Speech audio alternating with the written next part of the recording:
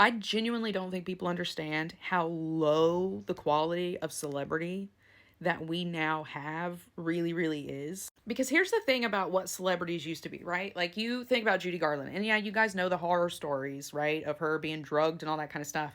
But if you step back from that and you just look at these old Hollywood celebrities, they were singing, they were taking dance lessons for hours and hours a day, like days and days a week. They were taking acting lessons. They could sing, they could dance, they could act. And then you would find out that, like, at home in their private lives, they were like master painters, or they composed music, or like whatever it was. And this used to be the cost of being a celebrity. Like, these women that you saw in like the 50s, the 60s, the 70s, even. Well, the 70s is when it was a little bit of a slide. But essentially, like, when we think of like old Hollywood celebrities, these people went through a machine to get where they were. They had to prove themselves, not just through the gross, shady underside, but through consistent displays of talent and hard work. I mean, these people were grinding. Like, to be a celebrity, you used to actually have to stand out for something. Yes, in Hollywood, again, they were beautiful. They were getting work and things like that, but they got there because they had proved that they could dance for 12 hours a day, that they could sing, that they could pick up steps really fast, all like lines. Like,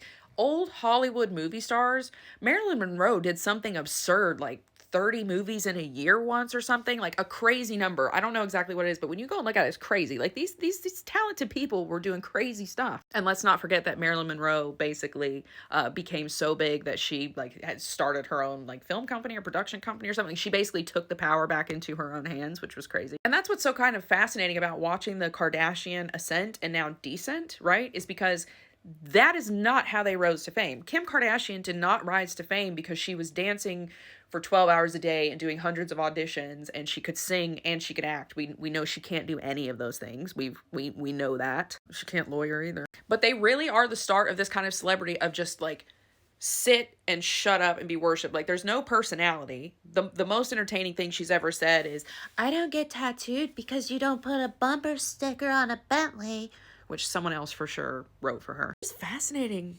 It's just so fascinating. It's gonna be so fascinating to see what happens because we've never really been in this chapter before. Yeah, like rulers, like royalty has been talentless and inbred and stupid and lacking personality forever.